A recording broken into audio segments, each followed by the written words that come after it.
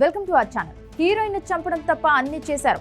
ఆ కేసులో దిగజారిన ఐపీఎస్ లో జగన్మోహన్ రెడ్డి హయాంలో కీలకమైన స్థానాల్లో పనిచేసిన ఐఏఎస్, ఐపీఎస్ ఉన్నతాధికారుల్లో కొంతమందికి ఆయన మకిలి పట్టుకున్న సంగతి తెలిసిందే. జగన్ చేయించిన అక్రమాలు అమలు చేసేది వేరే కాబట్టి ముందు బుక్ అయ్యేది అధికారులే. అటు ఏపీ ఫైబర్ నెట్ అయినా, ఇసుక కుంభకోణమైనా అధికారులే బలవుతున్నారు. ఇప్పుడు ముంబైకి చెందిన హీరోయిన్ ను వేధించిన కేసులో కూడా ఇద్దరు ఐపీఎస్లు ఇరుక్కున్నారు.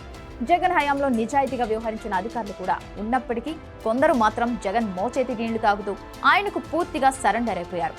జీ హుజూర్ అంటూ అధినేత ఆదేశాలను పొల్లుపోకుండా చేసిన ఉన్నతాధికారులు ఇప్పుడు తగిన మూల్యం చెల్లించుకోవాల్సి వస్తోంది. ఇప్పుడు ముంబై హీరోయిన్ ను వేధించిన కేసులో ఇద్దరు ఐపీఎస్లు కాంతి రాణా టాటా, విశాల్ గున్ని హాట్ టాపిక్ అయ్యారు. ఈ అధికారులు తనను చంపడం తప్ప మిగతా అన్ని రకాలుగా వేధించారని ఇప్పటికే బాధితురాలు ఆరోపిస్తున్నారు. దీన్ని బట్టి సదరు ఐపీఎస్లు అధికార పక్షానికి ఏ రకంగా కొమ్ము కాశారో, వారి నుంచి ఎంత మొత్తం లబ్ధి పొందారో ఊహించుకోవచ్చు. జగన్ సీఎంగా ఉన్నప్పుడు విజయవాడ నగర పోలీస్ కమిషనర్ గా పనిచేసిన కాంతి రాణా టాటా వ్యవహరించిన తీరు ముందు నుంచి వివాదాస్పదమే.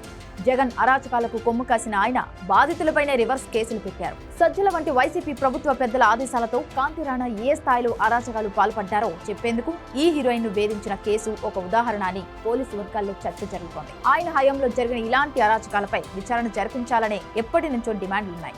ఇప్పుడు ఒక స్ట్రాంగ్ కేసులో కాంతి రాణా టాటా పేరు ఉండడంతో త్వరలో ఆయనకు గడ్డు పరిస్థితి అని చెబుతున్నారు. మరో ఐపీఎస్ అధికారి విశాల్ గున్ని విజయవాడ డీసీపీగా పనిచేశారు. హీరోయిన్ ఉదంతం జరిగే సమయంలో ఆయన అదే పోస్టులో ఉన్నారు. ఈయనకు రీల్స్ స్టార్ గా పేరుంది. చూసేందుకు సిన్సియర్ యువ పోలీస్ అధికారిగా కనిపిస్తూ ఉంటారు. ఈయన పోలీస్ డ్రెస్ లో డ్యూటీ చేస్తున్న రీల్స్ బాగా వైరల్ అవుతూ ఉంటాయి. ప్రభుత్వానికి అనేక విషయాల్లో అనుకూలంగా పనిచేశారనే ఆరోపణలు ఉన్నాయి. అప్పుడప్పుడు మీడియాపై చిందులు తొక్కిన సందర్భాలు కూడా ఉన్నాయి. వైసీపీ అనుకూలురైన సిపి, డీసీపీ ఇద్దరూ కలిసి హీరోయిన్ ను ముంబై నుంచి విజయవాడకు తీసుకొచ్చి ఇక్కడ నిర్బంధించారు. పైగా ఆమెపై ఫోర్జరీ కేసులు బనాయించి హీరోయిన్ ను, ఆమె ఫ్యామిలీని నరక యాతనకు గురి చేశారని ఆరోపణలు బలంగా ఉన్నాయి.